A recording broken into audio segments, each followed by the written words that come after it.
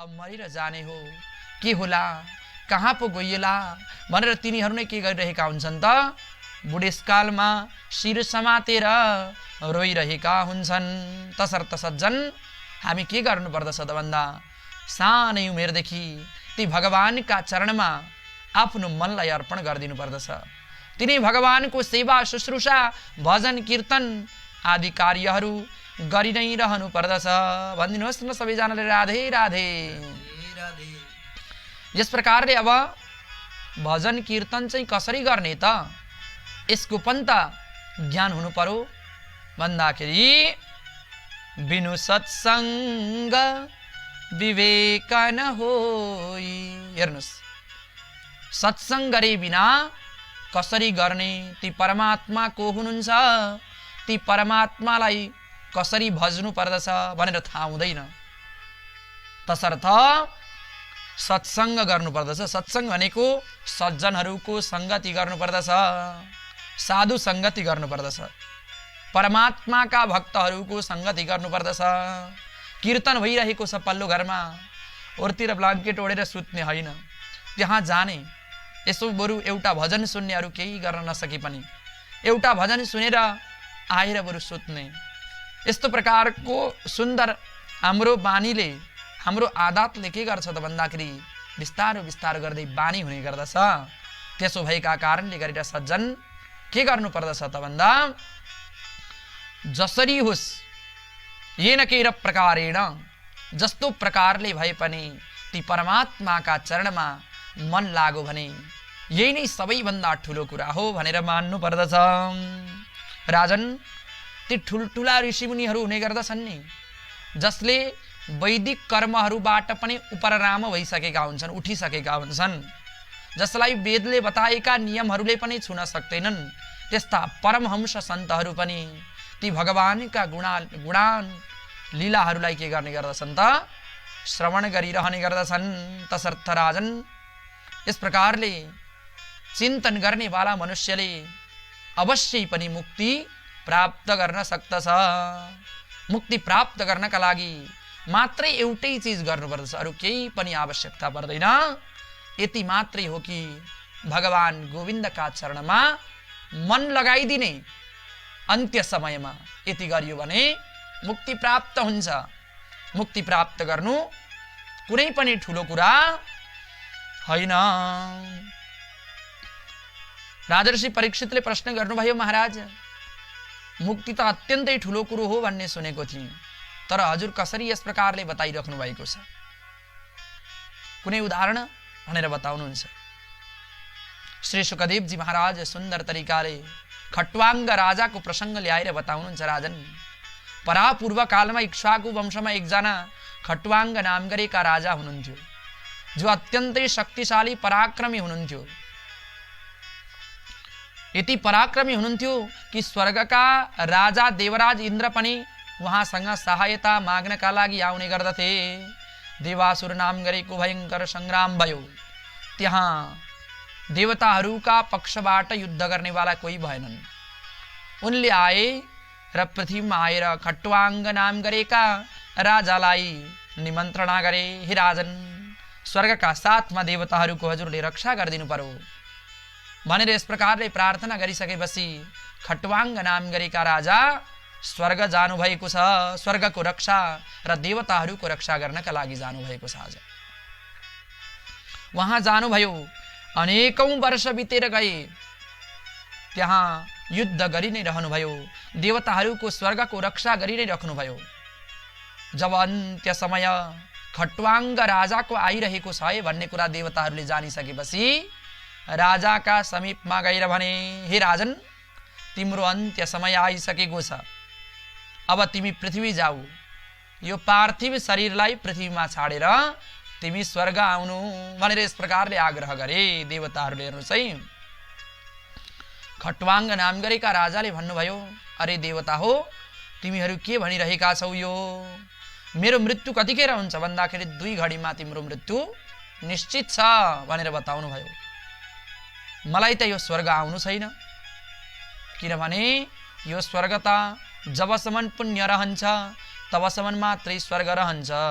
पुण्य समाप्त भइसकेपछि फेरि पृथ्वी नै जानु पर्दछ। तसर्थ मलाई स्वर्ग आउनु छैन, मलाई त मुक्ति प्राप्त गर्नु छ। मलाई मुक्ति द्याऊ देवता हो, मैले जीवनभर तिमीहरूको सेवा गरेको छु, मलाई मुक्ति द्याऊ भनेर खट्वाङ्ग नाम गरेका राजाले भन्नुभयो। देवताहरू भन्दछन्, महाराज अरू जुनै पनि वरदान माग्नुहोस्, तर मुक्तिको वरदान त हामीमा दिन सक्ने क्षमता छैन। मुक्तिको वरदान त साक्षात् भगवान श्रीहरिले मात्रै दिन सक्नुहुन्छ। उहाँको चरणको भक्ति गरेरै मात्रै के हुन्छ त भन्दा मुक्ति हुन्छ भनेर यस प्रकारले देवताहरूले बताए।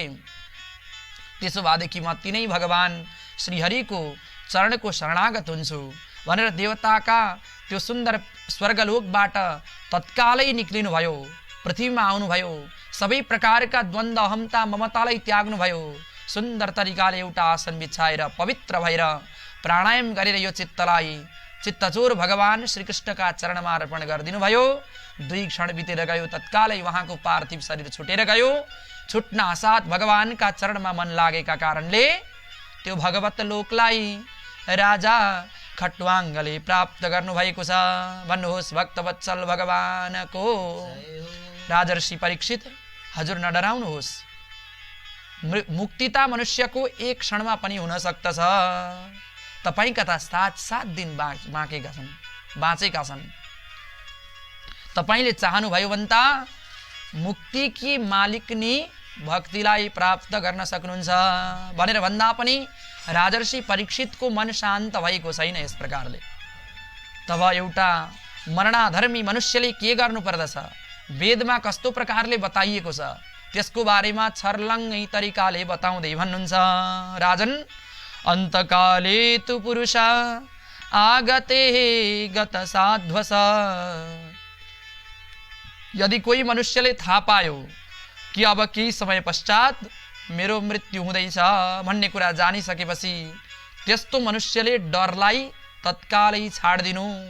डर त डराउने त कुरो छँदै छैन, डराउँदै नडराउनु। के गर्नु त भन्दाखेरि अत्यन्तै निर्भीक भएर नडराएर छिन्द्यात् असङ्ग शस्त्रेण अहमता ममता सुख दुःख तेरो मेरो भन्ने यो सबै प्रकारका द्वन्द्वहरूलाई त्यागिदिनु सबैभन्दा सुरुमा। तत्पश्चात कसैको पनि सङ्गति नगर्नु। यो मेरो नाति थियो, प्यारो नातिलाई म छोडेर जाने भएँ भनेर यस प्रकारले दुखित नहुनु। कोही प्रति पनि सङ्गति नगर्नु। स्पृहां देहेनु ये चतम। यस प्रकारले सङ्गतिलाई त्यागेर मनुष्यले के गरोस् त भन्दाखेरि पवित्र स्थानमा जाओस्। अब पवित्र स्थान भनेको के हो भन्दाखेरि चाहे त्यो नदीको किनार होस्, चाहे त्यो जङ्गल होस्, चाहे त्यो पवित्र मन्दिर होस्, तीर्थस्थान होस् या घरमै होस्, जहाँ भए पनि पवित्र स्थानमा जानु। हेर्नुहोस्, एकान्त स्थान पनि होस्, पवित्र स्थान भनेर मात्रै भएन, एकान्त स्थान पनि होस्। अनेक प्रकारका हल्ला गल्लाहरू भइरहेका छन्, त्यहाँ गएर भगवानलाई ध्यान लगाउँछु भनेर कहिले पनि नसोच्दा हुन्छ। अहिलेका तीर्थस्थलहरू त त्यस्तै भएका छन्। हेर्नुहोस्, यति चाप छ तीर्थस्थलहरूमा कि भन्न सकिँदैन। त्यस्तो प्रकारको चाप छ अहिलेको तीर्थस्थलहरूमा। त्यसो भएका कारणले गरेर त्यस्ता मनुष्यहरूको हल्ला गल्ला ध्वनि भएको स्थानमा ध्यान लाग्दैन भनेर पवित्र स्थान यस्तो होस् जहाँ कुनै प्रकारको ध्वनि नहोस्, स्वच्छ वातावरण होस्।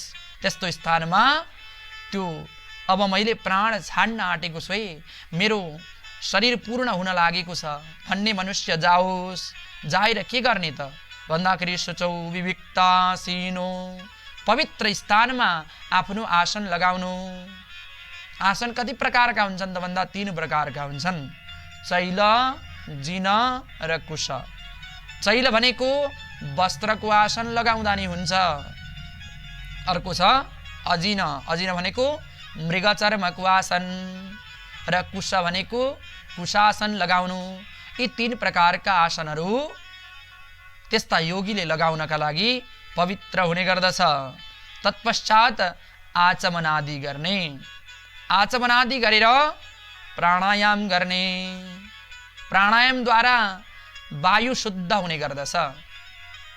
वायुलाई शुद्ध बनाइसकेपछि त्रिवृद्ध ब्रह्माक्षरम परम, 3 अक्षरले युक्त भएको ब्रह्मलाई जनाउने वाला एक मन्त्रको, एक शब्दको उच्चारण गर्नु। त्यो के हो त भन्दाखेरि ओम भनेर ओमकारको उच्चारण गर्नु। र जुन मन छ नि, यो मनलाई चाहिँ भगवान गोविन्दको त्यो सुन्दर सबै पृथ्वीका मनुष्यहरूको, देवताहरूको पनि, कामदेवको पनि मनलाई हरण गर्नका लागि सफल भगवान गोविन्दका चरणमा यो मनलाई लगाइदिनु र मुखले चाहिँ ओमकारको उच्चारण गर्नु। धारणा विधिद्वारा मनलाई कहाँ लगाउनु त भन्दा भगवान गोविन्दको चरणमा लगाउनु। त्यो गोविन्दको चरण नै के हो त? त्यो नै वैकुण्ठ हो, त्यो नै मुक्ति हो, त्यो नै गोलोक हो। यदि त्यसमा त्यो मन केन्द्रित भयो भने त्यसैबाट हजुरलाई ब्रह्मानन्दको आनन्द प्राप्त हुनेछ भनेर राजर्षि परीक्षितलाई शुकदेवजीले बताउनु भयो। राजाले प्रश्न गर्नुहुन्छ, महाराज यो धारणा चाहिँ कसरी गर्ने त? परमात्मालाई त हामीले देखेको छैन, कस्ता प्रकारका हुनुहुन्छ, परमात्माको चरण कस्तो छ, यसलाई जान्नियो भने त अब यो मन लाग्छ त। यदि जानेकै छैन, देखेकै छैन भने कसरी गर्न सकिन्छ? त्यसो भएका कारणले गरेर कसरी धारणा गर्नुपर्दछ यसको बारेमा पनि बताइदिनु भनेर भनिसकेपछि शुकदेवजी साधारण तरिकाले सम्झाउँदै भन्नुहुन्छ, राजन सबैभन्दा सुरुमा जितासनो जितश्वासो जितसङ्गो जितेन्द्रिय, आसनलाई जित्नु पर्दछ। एक आसनमा बस्नका लागि प्रयास गर्नुपर्दछ। घण्टौं घण्टासम्म एक आसनमा बस्नका लागि प्रयास गर्नु। प्राणायामद्वारा श्वासलाई जित्नु। कसैको पनि सङ्गति, अहमता ममतालाई स्वीकार नगर्नु। जितेन्द्रिय, यस प्रकारले कुनै चिजमा पनि अहमता ममता नभइसकेपछि त्यसले इन्द्रियलाई पनि बिस्तारो बिस्तारो गर्दै जित्ने गर्दछ। यस प्रकारले सबै चिजलाई जितिसकेपछि अत्यन्तै चञ्चल मनलाई भगवान गोविन्दको स्वरूपमा स्थापित गर्नु। राजन परमात्माका 2वटा मूर्तिहरू छन्, एउटा स्थूल मूर्ति र एउटा सूक्ष्म मूर्ति। स्थूल मूर्ति भनेको यो समस्त ब्रह्माण्ड नै परमात्माको स्थूल मूर्ति विराट स्वरूप हो भनेर जान्नु पर्दछ। त्यसैलाई सुन्दर तरिकाले तुलसीदासजी महाराजले बताउनु भएको छ। सिया राममय सब जग जाने, करहु प्रणाम जोरी जुग जाने भन्नुभएको छ। यस्तै प्रकारले यो समस्त चराचर जगत नै परमात्माको स्थूल स्वरूप हो भनेर जान्नु पर्दछ। पातालमेत स्यहि पादमूलम, पाताल नै ती परम पुरुष परमात्माको चरण हो भनेर जान्नु पर्दछ। कटि प्रदेश कम्मर नै परमात्माको भूमि हो भनेर जान्नु पर्दछ। परमात्माको छाती नै स्वर्गलोक हो भनेर जान्नु पर्दछ र परमात्माको शिर नै सत्यलोक हो भनेर जान्नु पर्दछ। इन्द्र आदि गरिएका 12 आदित्यहरू नै परमात्माका भुजाहरू हुन् भनेर जान्नु पर्दछ। यी जति पनि संसारमा उम्रिएका वृक्षहरू छन्, यी सबै वृक्षहरू परमात्माका शरीरमा उम्रिएका रौँहरू हुन् भनेर जान्नु पर्दछ। जति पनि नाडीहरू हुने गर्दछन्, नसाहरू, ती नसाहरू नै परमात्माका नदीहरू हुन् भनेर जान्नु। पेट नै सप्त समुद्रहरू हुन् भनेर जान्नु पर्दछ। हड्डी नै परमात्माका के हुन् त? यी पर्वतहरू हुन् भनेर जान्नु पर्दछ। नेपाली भाषामा भन्ने हो भने यो पनि रामको, त्यो पनि रामको, सारा संसार रामको, म पनि रामको, जय हो। यस प्रकारले सबै चिजलाई के गर्नु पर्दछ त? परमात्माकै हो भनेर जान्नु पर्दछ। यस प्रकारले संसारतिर दगुरेका चिजहरू यी इन्द्रियहरूलाई तत्तत चिजमा यो परमात्माको यो अङ्ग हो है भनेर यस प्रकारले चिन्तन गर्नुपर्दछ। तम सत्यमानन्दनिधिं भजेत नान्यत्र सज्जेत यत आत्मपातः।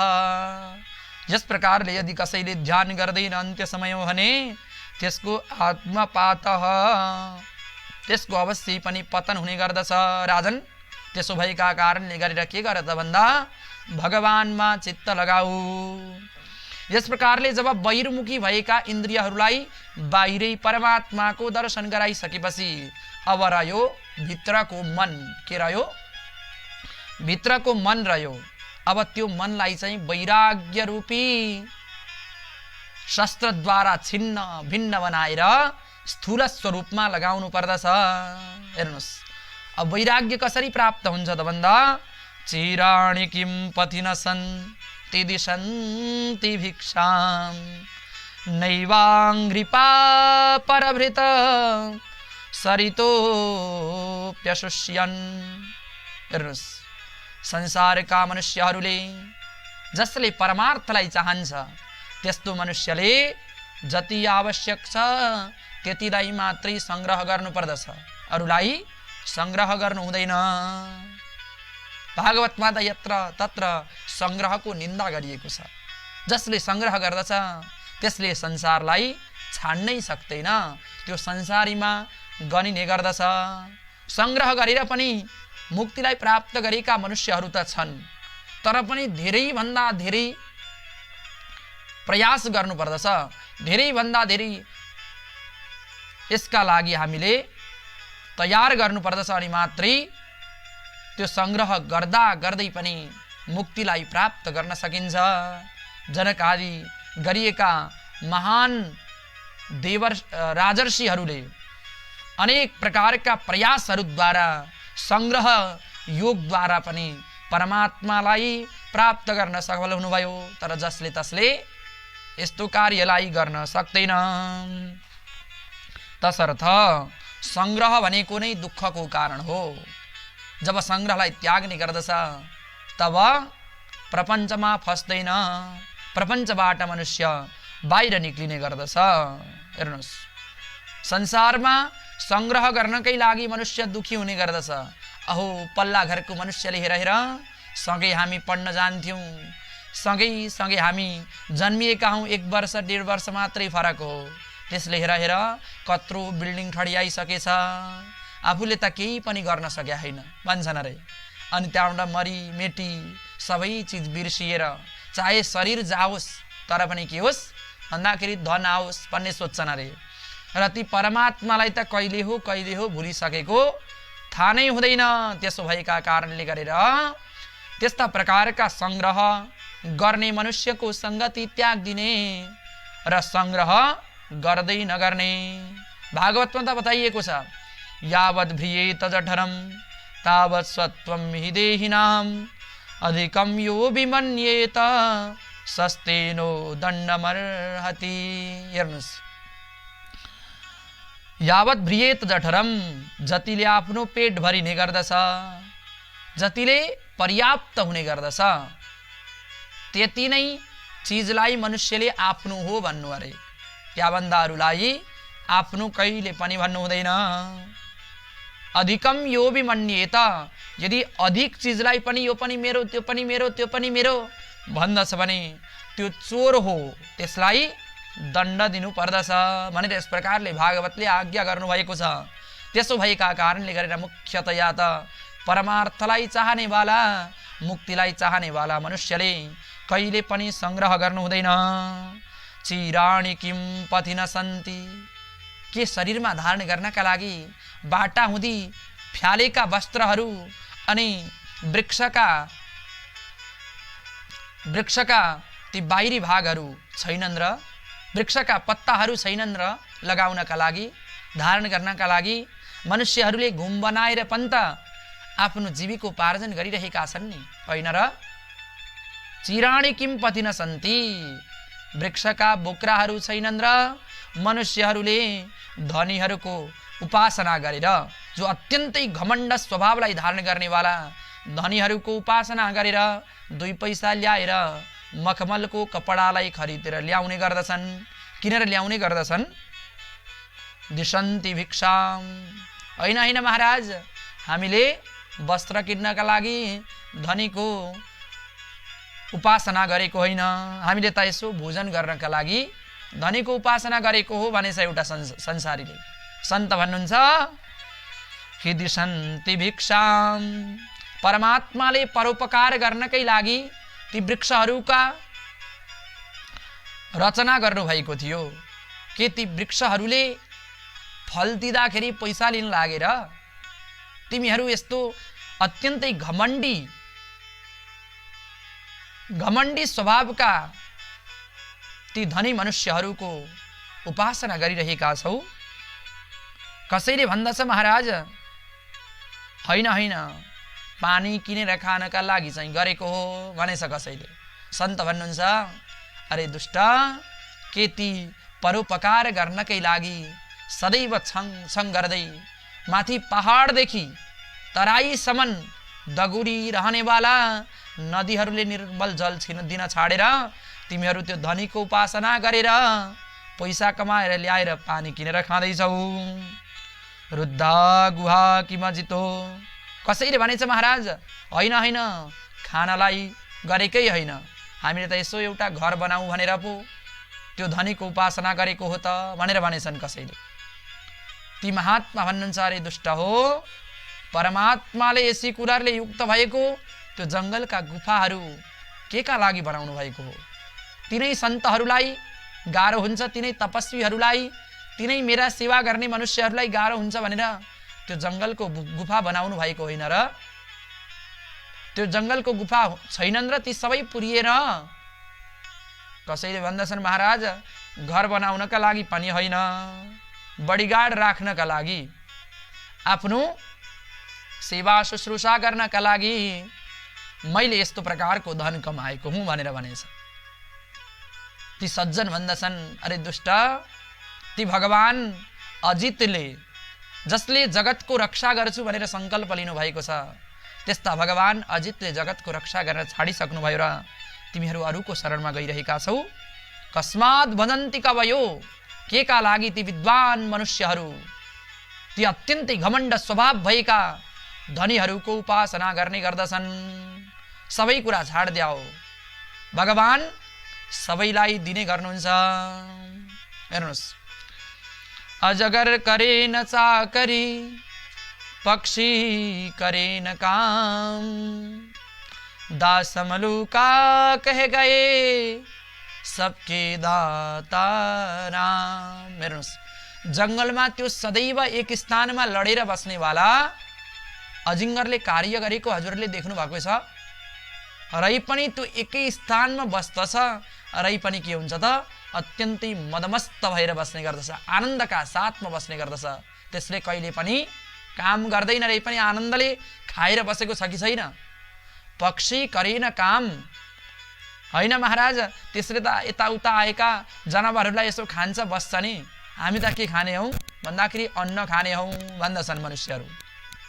सन्त भन्नुहुन्छ अरे दुष्ट हो, ती आकाशमा उड्नेवाला पक्षीहरूले कहिले कोदालो खनेको देखा छौ तिमीहरूले? रै पनि तिमीहरूले जस्तै अन्न तिनीहरूले नि खाइरहेका हुन्छन् त भनेर बताउनु भयो सन्तले।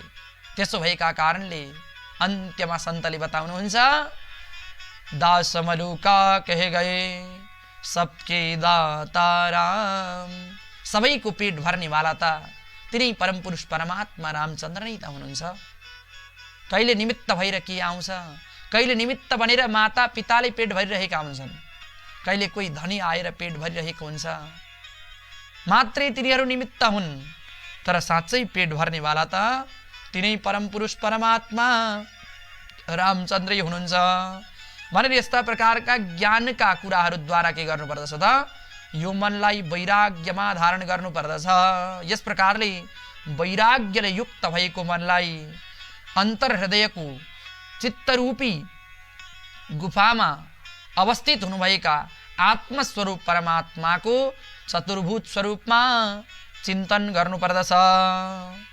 कस्तो स्वरूप हुनुहुन्छ त ती भन्दाखेरि चतुर्भुजम कञ्जरथाङ्ग शङ्ख गदाधरम धारणया स्मरन्ति।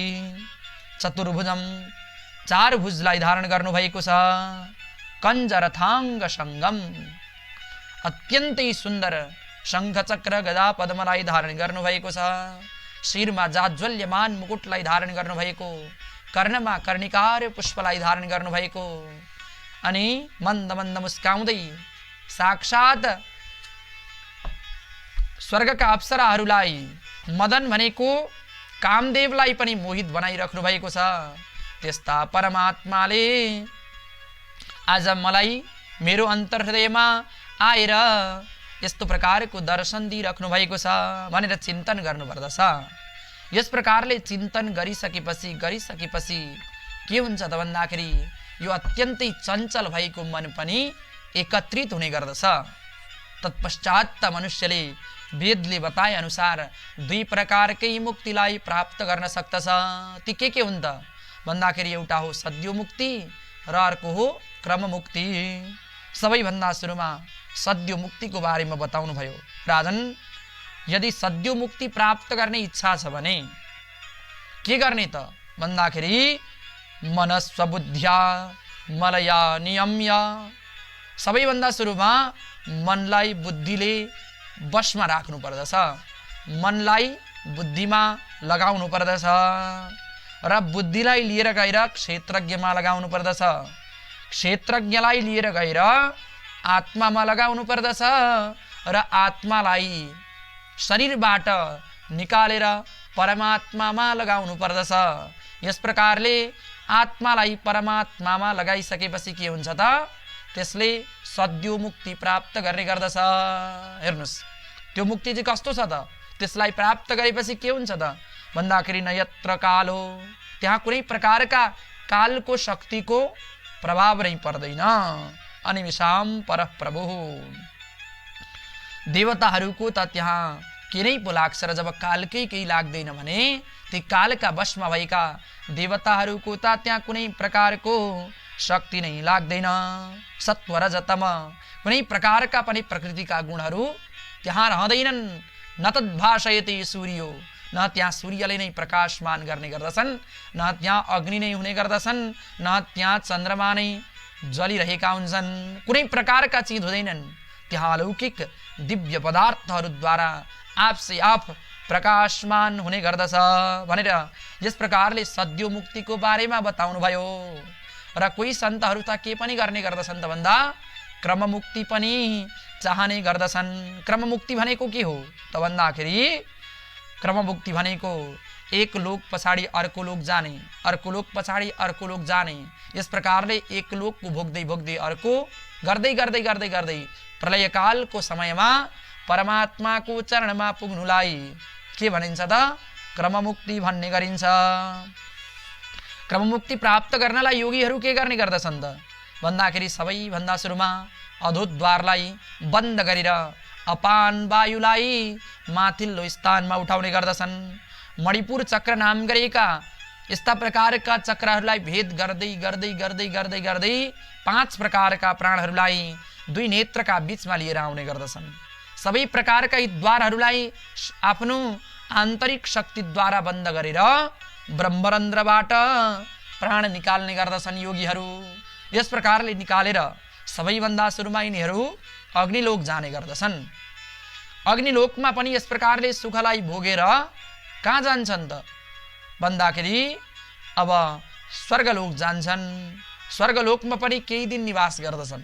तत्पश्चात महालोक, जनलोक, तपलोक गर्दै गर्दै गर्दै गर्दै सत्यलोक जान्छन्, जहाँ ब्रह्माजीका साथमा रहेर हजारौं वर्षसम्म ब्रह्मलोकको सुखलाई भोग्ने गर्दछन्।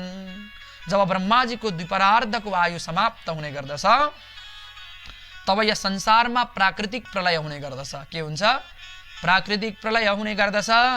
सबै जगतको प्रलय भइसकेपछि त्यो जगतका चिजहरू ब्रह्मामा गएर मिल्ने गर्दछन् र ब्रह्माजीको पनि मृत्युको समय आएको हुन्छ। ब्रह्माजी पनि त्यहाँबाट भगवानमै गएर मिल्नुहुन्छ। त्यतिखेर ती क्रम मुक्तिलाई प्राप्त गरेका मनुष्यहरू पनि ब्रह्माजीमै मिलेका हुन्छन् र ब्रह्माजी गएर भगवानमा मिल्नुहुन्छ अनि उनीहरूले पनि मुक्तिलाई प्राप्त गर्ने गर्दछन्। एते श्रुति ते नृप वेद गीते। हे राजन, यी दुई प्रकारका जुन मुक्तिहरू छन् नि, यी मुक्तिहरू वेदले गाइएका मुक्तिहरू हुन्। तर नयतोऽन्य शिवः पन्थ विशत संश्रिताभिः वासुदेवे भगवती भक्ति योगो यतो भवेत्। वेदले त यस प्रकारका कठिन भन्दा पनि कठिन के गरे त भन्दाखेरि मुक्तिको बारेमा बताए। तर हामी जस्ता कलियुगका मनुष्यहरूका लागि सरल मुक्ति भनेको त भक्तिद्वारा नै हुने गर्दछ। नयतोऽन्य शिवः। तर भगवान वासुदेवका चरणमा भक्ति गर्दाखेरि जुन प्रकारले सरल रूपमा मुक्तिलाई प्राप्त गर्न सकिन्छ, त्यति सरल तरिकाले त न सद्यो मुक्ति प्राप्त गर्न सकिन्छ न क्रम मुक्ति नै प्राप्त गर्न सकिन्छ। ब्रह्माजी महाराजले 3 पटक वेदलाई अध्ययन गर्नुभयो। अरे के गर्नुभयो? 3 पटक वेदलाई अध्ययन गर्नुभयो। तर 3 पटक वेदलाई अध्ययन गरेर पनि मुक्ति सजिलो तरिकाले प्राप्त हुनेवाला मार्ग त मात्रै भगवान श्री हरिका चरणमा गरेको भक्तिद्वारा नै प्राप्त हुने रहेछ भनेर फैसला निकाल्नुभयो। यस प्रकारले राजन पिबन्ति ये भगवतात्मनस्सताम कथामृतम श्रवणपुटेषु समृतम। अब भक्ति गर्दा चाहिँ कसरी गर्ने त भन्दाखेरि जसले भगवानका अनेक प्रकारले पृथ्वीमा गरेका लीलाहरू छन्, ती लीलाहरूलाई कथामा गएर श्रवण गर्दछ, मनन गर्दछ। ती मनन गरेका कथा लीलाहरूलाई सदैव स्मरण गर्दछ। स्मरण गरेर भक्तिभावद्वारा परमात्मालाई जसले भज्ने गर्दछ, त्यसले के गर्छ त भन्दा अन्त्य समयमा पुनन्ति ते विषय विदूषिताशयम। अत्यन्तै दूषित भएको, कलुषित भएको यो शरीरलाई त्यागेर तिनै ब्रह्मलाई प्राप्त गर्ने गर्दछ भनेर यस प्रकारले भक्ति योगको बारेमा बताउनु भयो। 3 अध्यायमा गएर भन्नुहुन्छ राजन, संसारका मनुष्यहरू अलग अलग प्रकृतिका हुने गर्दछन्, अलग अलग स्वभावका हुने गर्दछन्। कसैलाई के को इच्छा हुन्छ, कसैलाई के को इच्छा हुन्छ। हेर्नुहोस्, ब्रह्मवर्चस कामस्तु। यदि ब्रह्मवर्चस्वको कामना छ भने त्यस्ता मनुष्यले कसलाई भज्ने गर्दछन् त भन्दाखेरि ब्रह्माजीलाई भज्ने गर्दछन्। इन्द्रमिन्द्रिय कामस्तु।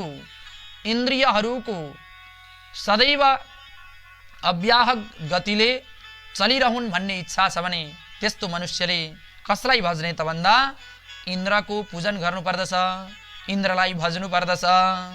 यदि धन सम्पत्तिको कहिले पनि नटुटोस् भन्ने इच्छा छ भने त्यस्ता मनुष्यले देवीलाई, कालीलाई, लक्ष्मीलाई के गर्नुपर्दछ?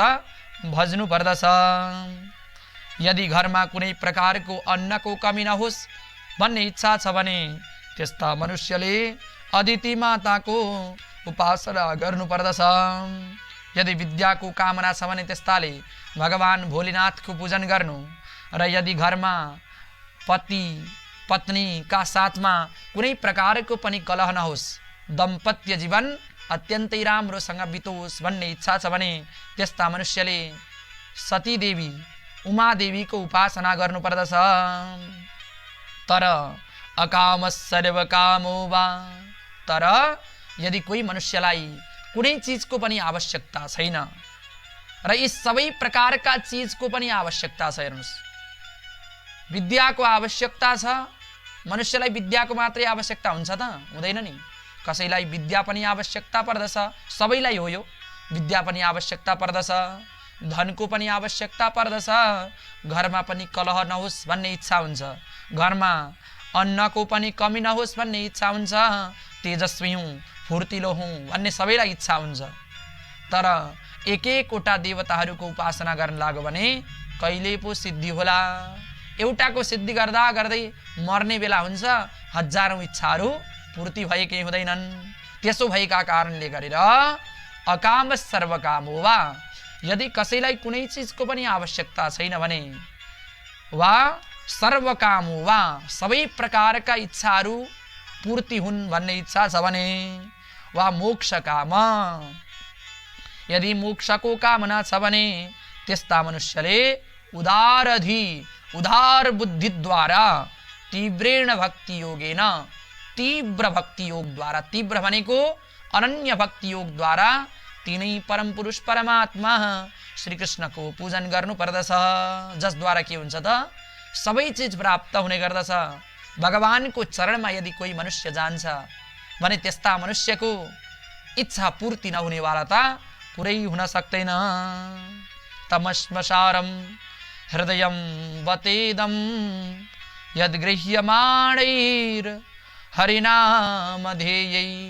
100 वर्षको मनुष्य देहलाई प्राप्त गरेर पनि यदि परमात्माको सेवा शुश्रूषा गर्दैन भने, परमात्माको कथालाई श्रवण गर्दैन भने त्यस्तो मनुष्यको आयुलाई सूर्य देवताले के गर्नुहुन्छ अरे त भन्दाखेरि उदाउँदा अस्ताउँदा हरण गरिरहनुहुन्छ अरे। बिले बतो विक्रम रुक्रमान्ये, त्यसका ती सुन्दर कानहरू सर्प बस्ने छिद्रहरू जस्तै हुन रे, जुन कर्णहरूले भगवानका कथा लीलाहरूलाई श्रवण गर्दैनन्। यस्तो प्रकारले जिह्वा सती दार्दुरिके वसुत, ती जिब्रो जुन यत्र तत्र पटर पटर गर्नेवाला जुन जिब्रो हुन्छ नि, त्यो जिब्रो भ्यागुत्तोको जिब्रो जस्तै हो अरे। त्यो रातभरि कराउनु त कराउँछ तर त्यसले कराएको कुनै प्रकारको सार हुँदैन। त्यस्तै प्रकारले त्यसको जिब्रो पनि के हो अरे त भन्दा सारहीन भ्यागुत्ताको जिब्रो जस्तै हो अरे। न शृण्वतः कर्णपुटे नरस्य भारम परम पट्ट किरीट जुष्ट, अनेक प्रकारका रत्नहरूलाई धारण गरेको छ शिरमा, तर त्यस्तो शिर भगवानका चरणमा गएर झुक्दैन भने त्यो शिर होइन अरे, त्यो त एउटा मुर्धा हो अरे भनेर जान्नु पर्दछ। यदि अनेक प्रकारका सुन्दर सुन्दर लामा लामा नेत्रहरू छन्, हेर्दाखेरि पनि अत्यन्तै आकर्षक जस्ता देखिने गर्दछन्, तर त्यस्ता नेत्रहरू पनि नेत्र होइनन् जसले परमात्माको सुन्दर श्री अङ्गलाई निहाल्दैन। त्यस्तो हृदय होइन अरे, त्यो हृदय त ढुङ्गो हो अरे, जुन हृदय परमात्माका सुन्दर कथा लीलाहरूलाई श्रवण गरेर पनि पग्लिँदैन, हृदय द्रवीभूत हुँदैन भने त्यस्तो हृदय होइन, त्यो के हो अरे त त्यो ढुङ्गो हो भनेर जान्नु पर्दछ। भनेर यस प्रकारले सुखदेवजीले भन्नुभयो, राजन जगतका हरेक कार्य गर्नेवाला, सबै प्रकारका इच्छालाई पूर्ति गराउनेवाला भनेका त भगवान श्रीकृष्णका चरणकमल नै हुन्। तसर्थ सबै जे इच्छा छ ती सबैलाई पूर्ति होस् भन्ने इच्छा छ भने तिम्रो तिनै परम पुरुष परमात्मालाई गएर शरणागत हौ भनेर यस प्रकारले भन्नुभयो। अब राजर्षि परीक्षितलाई मनमा भएको जुन डर थियो त्यो सबै डर हटेर गएको छ। अब उहाँलाई कुनै प्रकारको डर अब छैन। वैयासकेरिति वचस् तत्त्वनिश्चयमात्मनः, अब त परमात्मामा पूर्ण रूपले भक्ति अवस्थित भएको छ महाराज परीक्षितको। तत्पश्चात निडर भएर, डर रहित भएर अब सुखदेवजीका समीपमा मन्द मुस्कुराउँदै प्रसन्न भएर राजर्षि परीक्षित प्रश्न गर्नुहुन्छ, हे गुरुदेव, हजुरका सत्य वचनहरूले आज मेरो सबै प्रकारको डर हराएर गएको छ। अब म विस्तार पूर्वक ती परमात्माका लीला कथाहरूलाई श्रवण गर्न चाहन्छु। सबैभन्दा सुरुमा मलाई यो बताउनुहोस् कि यथेदम सृजते विश्वम दुर्विभाव्यमधीश्वरैः यथा गोपायति विभुर यथा संयत्सते पुनः। ठुल्ठुला योगीजनहरू पनि के भन्ने गर्दछन् त, ती परमात्माले यो संसारलाई कसरी पो उत्पन्न गरे होला। जुन संसारमा जीवनभर घुम्यौँ भने पनि हामी पुरा गर्न सक्दैनौँ, यति विशाल संसारलाई कसरी उत्पन्न गरे होला भनेर आश्चर्यचकित हुने गर्दछन्। यो जगतको सृष्टि परमात्माले कसरी गर्नुभयो र जगतका साथसाथमा जीवहरूको सृष्टि कसरी गर्नुभयो, परमात्माले सृष्टि कसरी गर्नुहुन्छ र यी जीवहरूको रक्षा कसरी गर्नुहुन्छ र संहार कसरी गर्नुहुन्छ, यी परमात्माका सबैभन्दा पहिलो लीलाको बारेमा मलाई बताउनुहोस् भनेर राजर्षि परीक्षितले शुकदेवजीका समीपमा डर रहित भएर प्रश्न गरिबक्सनुभयो। अब त शुकदेवजी पनि सुन्दर तरिकाले परमात्माको ध्यान गरेर श्रीमद्भागवत महापुराणको कथा अगाडि बढाउनुहुन्छ। सबैभन्दा सुरुमा परमात्माको ध्यान गर्नुहुन्छ। नमः परस्मै पुरुषाय भूयसे सदुद्भवस्थान निरोधलीलया गृहीतशक्ति तृतीयाय देहिनां मन्तर्भवाया नुपलक्ष्य वर्त्मने।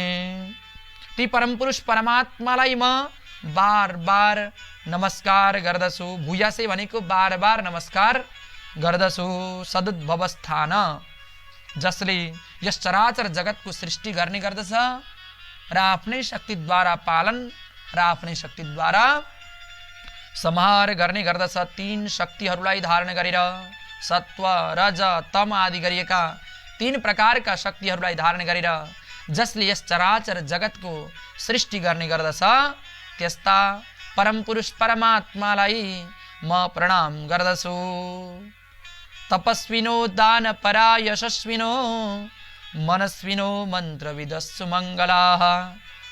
जसले अनेक प्रकारका तपस्याहरू गरेका छन्, अनेक प्रकारका दानहरू गरेका छन्, यश कमाएका छन्, मनस्वी बनेका छन्, मन्त्रलाई जान्नेवाला बनेका छन्, मङ्गलै मङ्गल कार्य गरेका छन् भने त्यस्ता मनुष्यको पनि कल्याण भनेको तिनै परमात्माले दिने गर्नुहुन्छ। त्यस्ता सबैलाई मङ्गल प्रदान गर्नेवाला भगवानको म चिन्तन गर्दछु भनेर अगाडि बढाउनुहुन्छ। भूतैर महद्भिर य इमा पुरो विभो। जो परमपुरुष परमात्मा आफ्नै शक्तिद्वारा चराचर जगतका 84 लाख योनिहरूलाई उत्पत्ति गरिबक्सनुहुन्छ र तिनै पुरहरूमा गएर तिनै शरीर रूपी सहरमा गएर निवास गर्नुहुन्छ र 16 प्रकारका इन्द्रियहरूद्वारा 16 प्रकारका तत्त्वहरूद्वारा जसले संसारी भोगहरूलाई भोगिरहनुहुन्छ त्यस्ता परमपुरुष परमात्माले मेरो यी वाणीलाई के गरिदिनुहोस् त अलङ्कृत गरिदिनुहोस् भनेर यस प्रकारले परमात्माको ध्यान गर्नुभएको छ। अब त साक्षात् भगवान श्रीमन्नारायण नै आएर राजर्षि परीक्षितलाई कथा श्रवण गराउनका लागि शुकदेवजीका कण्ठमा आएर विराजमान हुनुभएको छ। तत्पश्चात श्री व्यासजीको वन्दना गर्नुभएको छ अनि अगाडिको कथा प्रसङ्गलाई श्रवण गराउन लाग्नु भएको छ। भन्नुहोस् भक्तवत्सल भगवानको जय जय श्री राधे श्याम। आजको कथा प्रसङ्ग यहाँसम्म नै र भोलिको कथा प्रसङ्गमा हामी सृष्टिको बारेमा वर्णन गरेर श्रवण गराउनेछौँ। अवश्य पनि सबैजना आएर श्रवण गरिदिनु हुनेछ भन्ने बडो आशा र भरोसा गरेका छौँ र अहिले बिदा हुन्छु हजुरहरूका समीपबाट। बाक रूपी पुष्पलाई भगवान श्री बाँकी बिहारीजीका चरणमा अर्पण गर्दै गर्दै बिदा हुन्छु। हवस् त। जय श्री राधे, जय श्री श्याम। भक्तवत्सल भगवानको जय हो। अब मरेर जाने हो, के होला, कहाँ पो गइएला भनेर तिनीहरू नै के गरिरहेका हुन्छन् त? बुढेसकालमा शिर समातेर रोइरहेका हुन्छन्। तसर्थ सज्जन हामी के गर्नुपर्दछ त भन्दा सानै उमेरदेखि ती भगवानका चरणमा आफ्नो मनलाई अर्पण गरिदिनु पर्दछ। तिनी भगवानको सेवा शुश्रूषा भजन कीर्तन आदि कार्यहरू गरि नै रहनु पर्दछ। भनिदिनुहोस् न सबैजनाले राधे राधे। यस प्रकारले अब भजन कीर्तन चाहिँ कसरी गर्ने त, यसको पनि त ज्ञान हुनु पर्यो भन्दाखेरि बिनु सत्संग विवेक न होई। हेर्नुस्, सत्संग गरे बिना कसरी गर्ने, ती परमात्मा को हुनुहुन्छ, ती परमात्मालाई कसरी भज्नु पर्दछ भनेर थाहा हुँदैन। तसर्थ सत्संग गर्नु पर्दछ। सत्संग भनेको सज्जनहरूको संगति गर्नु पर्दछ, साधु संगति गर्नु पर्दछ। परमात्माका भक्तहरूको सङ्गति गर्नुपर्दछ। कीर्तन भइरहेको छ पल्लो घरमा, ओरतिर ब्ल्याङ्केट ओढेर सुत्ने होइन, त्यहाँ जाने, यसो बरु एउटा भजन सुन्ने, अरू केही गर्न नसके पनि एउटा भजन सुनेर आएर बरु सुत्ने। यस्तो प्रकारको सुन्दर हाम्रो बानीले, हाम्रो आदतले के गर्छ त भन्दाखेरि बिस्तारो बिस्तारो गर्दै बानी हुने गर्दछ। त्यसो भएका कारणले गरेर सज्जन के गर्नुपर्दछ त भन्दा जसरी होस् येन केर प्रकारेण, जस्तो प्रकारले भए पनि ती परमात्माका चरणमा मन लाग्यो भने यही नै सबैभन्दा ठुलो कुरा हो भनेर मान्नु पर्दछ। राजन, ती ठुल्ठुला ऋषिमुनिहरू हुने गर्दछन् नि, जसले वैदिक कर्महरूबाट पनि उपराम भइसकेका हुन्छन्, उठिसकेका हुन्छन्, जसलाई वेदले बताएका नियमहरूले पनि छुन सक्दैनन्, त्यस्ता परमहंस सन्तहरू पनि ती भगवानका गुणान लीलाहरूलाई के गर्ने गर्दछन् त श्रवण गरिरहने गर्दछन्। तसर्थ राजन, यस प्रकारले चिन्तन गर्नेवाला मनुष्यले अवश्य पनि मुक्ति प्राप्त गर्न सक्दछ। मुक्ति प्राप्त गर्नका लागि मात्रै एउटै चिज गर्नुपर्दछ, अरू केही पनि आवश्यकता पर्दैन। यति मात्रै हो कि भगवान गोविन्दका चरणमा मन लगाइदिने। अन्त्य समयमा यति गरियो भने मुक्ति प्राप्त हुन्छ। मुक्ति प्राप्त गर्नु कुनै पनि ठुलो कुरा होइन।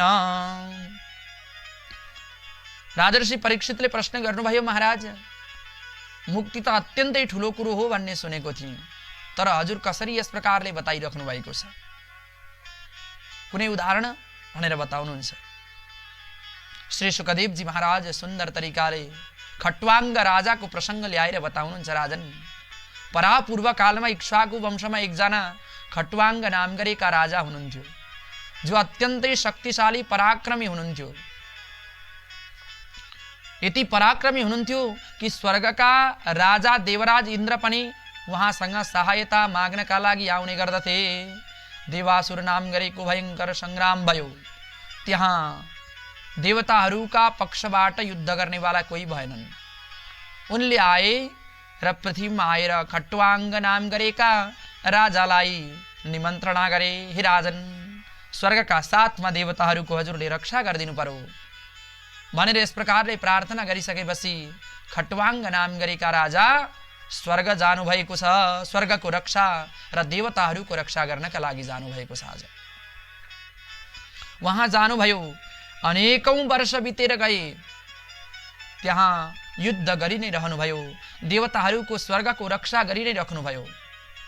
जब अन्त्य समय खट्वाङ्ग राजाको आइरहेको छ है भन्ने कुरा देवताहरूले जानिसकेपछि राजाका समीपमा गएर भने, हे राजन, तिम्रो अन्त्य समय आइसकेको छ, अब तिमी पृथ्वी जाऊ, यो पार्थिव शरीरलाई पृथ्वीमा छाडेर तिमी स्वर्ग आउनु भनेर यस प्रकारले आग्रह गरे देवताहरूले। हेर्नुहोस् है, खट्वाङ्ग नाम गरेका राजाले भन्नुभयो, अरे देवता हो, तिमीहरू के भनिरहेका छौ, यो मेरो मृत्यु कतिखेर हुन्छ भन्दाखेरि 2 घडीमा तिम्रो मृत्यु निश्चित छ भनेर बताउनु भयो।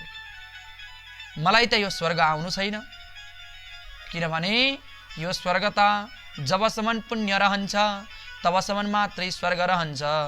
पुण्य समाप्त भइसकेपछि फेरि पृथ्वी नै जानु पर्दछ। तसर्थ मलाई स्वर्ग आउनु छैन, मलाई त मुक्ति प्राप्त गर्नु छ। मलाई मुक्ति द्याऊ देवता हो, मैले जीवनभर तिमीहरूको सेवा गरेको छु, मलाई मुक्ति द्याऊ भनेर खट्वाङ्ग नाम गरेका राजाले भन्नुभयो। देवताहरू भन्दछन्, महाराज, अरू जुनै पनि वरदान माग्नुहोस्, तर मुक्तिको वरदान त हामीमा दिन सक्ने क्षमता छैन। मुक्तिको वरदान त साक्षात भगवान श्रीहरिले मात्रै दिन सक्नुहुन्छ। उहाँको चरणको भक्ति गरेरै मात्रै के हुन्छ त भन्दा मुक्ति हुन्छ भनेर यस प्रकारले देवताहरूले बताए। त्यसो भएदेखि म तिनै भगवान श्रीहरिको चरणको शरणागत हुन्छु भनेर देवताका त्यो सुन्दर स्वर्गलोकबाट तत्कालै निक्लिनु भयो, पृथ्वीमा आउनुभयो, सबै प्रकारका द्वन्द्व अहमता ममतालाई त्याग्नुभयो। सुन्दर तरिकाले एउटा आसन बिछाएर पवित्र भएर प्राणायाम गरेर यो चित्तलाई चित्तचोर भगवान श्रीकृष्णका चरणमा अर्पण गरिदिनु भयो। 2 क्षण बितेर गयो, तत्कालै उहाँको पार्थिव शरीर छुटेर गयो। छुट्न साथ भगवानका चरणमा मन लागेका कारणले त्यो भगवत लोकलाई राजा खट्वाङ्गले प्राप्त गर्नुभएको छ। भन्नुहोस् भक्तवत्सल भगवानको। राजर्षि परीक्षित, हजुर नडराउनुहोस्। मुक्तिता मनुष्यको 1 क्षणमा पनि हुन सक्दछ। तपाईका त 7 दिन बाँचेका छन्। तपाईले चाहनुभयो भने त मुक्तिकी मालिकनी भक्तिलाई प्राप्त गर्न सक्नुहुन्छ भनेर भन्दा पनि राजर्षि परीक्षितको मन शान्त भएको छैन। यस प्रकारले तब एउटा मरणाधर्मी मनुष्यले के गर्नु पर्दछ, वेदमा कस्तो प्रकारले बताइएको छ त्यसको बारेमा छर्लङ्गै तरिकाले बताउँदै भन्नुहुन्छ। राजन, अन्तकाले तु पुरुष आगते गत साध्वस। यदि कोही मनुष्यले थाहा पायो कि अब केही समय पश्चात मेरो मृत्यु हुँदैछ भन्ने कुरा जानिसकेपछि त्यस्तो मनुष्यले डरलाई तत्कालै छाड्दिनु। डर त डराउने त कुरो छँदै छैन, डराउँदै नडराउनु। के गर्नु त भन्दाखेरि अत्यन्तै निर्भीक भएर नडराएर छिन्द्यात् असङ्ग शस्त्रेण अहमता ममता सुख दुःख तेरो मेरो भन्ने यो सबै प्रकारका द्वन्द्वहरूलाई त्यागिदिनु सबैभन्दा सुरुमा। तत्पश्चात कसैको पनि सङ्गति नगर्नु। यो मेरो नाति थियो, प्यारो नातिलाई म छोडेर जाने भएँ भनेर यस प्रकारले दुखित नहुनु। कोही प्रति पनि सङ्गति नगर्नु। स्पृहां देहे नुये चतम। यस प्रकारले सङ्गतिलाई त्यागेर मनुष्यले के गरोस् त भन्दाखेरि पवित्र स्थानमा जाओस्। अब पवित्र स्थान भनेको के हो भन्दाखेरि चाहे त्यो नदीको किनार होस्, चाहे त्यो जङ्गल होस्, चाहे त्यो पवित्र मन्दिर होस्, तीर्थस्थान होस् या घरमै होस्, जहाँ भए पनि पवित्र स्थानमा जानु। हेर्नुहोस्, एकान्त स्थान पनि होस्, पवित्र स्थान भनेर मात्रै भएन, एकान्त स्थान पनि होस्। अनेक प्रकारका हल्ला गल्लाहरू भइरहेका छन्, त्यहाँ गएर भगवानलाई ध्यान लगाउँछु भनेर कहिले पनि नसोच्दा हुन्छ। अहिलेका तीर्थस्थलहरू त त्यस्तै भएका छन्। हेर्नुहोस्, यति चाप छ तीर्थस्थलहरूमा कि भन्न सकिँदैन। त्यस्तो प्रकारको चाप छ अहिलेको तीर्थस्थलहरूमा। त्यसो भएका कारणले गरेर त्यस्ता मनुष्यहरूको हल्ला गल्ला ध्वनि भएको स्थानमा ध्यान लाग्दैन भनेर पवित्र स्थान यस्तो होस् जहाँ कुनै प्रकारको ध्वनि नहोस्, स्वच्छ वातावरण होस्। त्यस्तो स्थानमा त्यो अब मैले प्राण छाड्न आँटेको छु है, मेरो शरीर पूर्ण हुन लागेको छ भन्ने मनुष्य जाओस्। जाएर के गर्ने त भन्दाखेरि सोचौ विविक्तासीनो, पवित्र स्थानमा आफ्नो आसन लगाउनु। आसन कति प्रकारका हुन्छन् त भन्दा 3 प्रकारका हुन्छन्, चैल, जिन र कुश। चैल भनेको वस्त्रको आसन लगाउँदा नि हुन्छ। अर्को छ अजिन, अजिन भनेको मृगचर्मको आसन र कुश भनेको कुशासन लगाउनु। यी 3 प्रकारका आसनहरू त्यस्ता योगीले लगाउनका लागि पवित्र हुने गर्दछ। तत्पश्चात आचमन आदि गर्ने, आचमन आदि गरेर प्राणायाम गर्ने। प्राणायामद्वारा वायु शुद्ध हुने गर्दछ। वायुलाई शुद्ध बनाइसकेपछि त्रिवृद्ध ब्रह्माक्षरम परम, 3 अक्षरले युक्त भएको ब्रह्मलाई जनाउने वाला एक मन्त्रको, एक शब्दको उच्चारण गर्नु। त्यो के हो त भन्दाखेरि ओम भनेर ओमकारको उच्चारण गर्नु। र जुन मन छ नि, यो मनलाई चाहिँ भगवान गोविन्दको त्यो सुन्दर सबै पृथ्वीका मनुष्यहरूको, देवताहरूको पनि, कामदेवको पनि मनलाई हरण गर्नका लागि सफल भगवान गोविन्दका चरणमा यो मनलाई लगाइदिनु र मुखले चाहिँ ओमकारको उच्चारण गर्नु। धारणा विधिद्वारा मनलाई कहाँ लगाउनु त भन्दा भगवान गोविन्दको चरणमा लगाउनु। त्यो गोविन्दको चरण नै के हो त?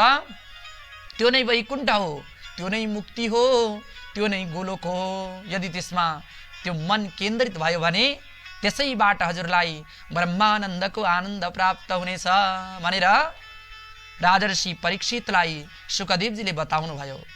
राजाले प्रश्न गर्नुहुन्छ, महाराज यो धारणा चाहिँ कसरी गर्ने त?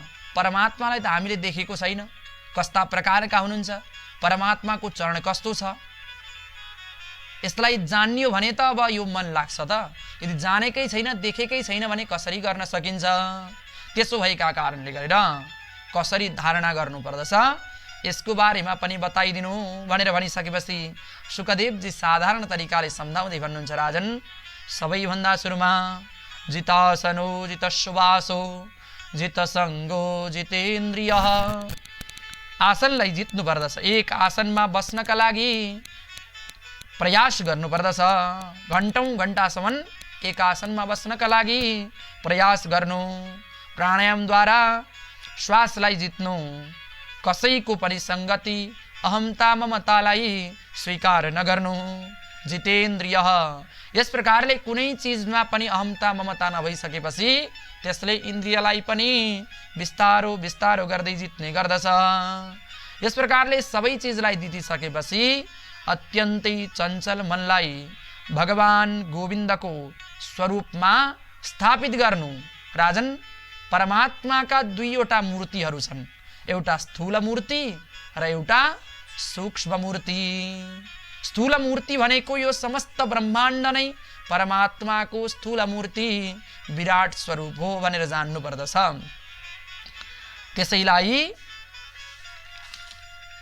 त्यसैलाई सुन्दर तरिकाले तुलसीदासजी महाराजले बताउनु भएको छ।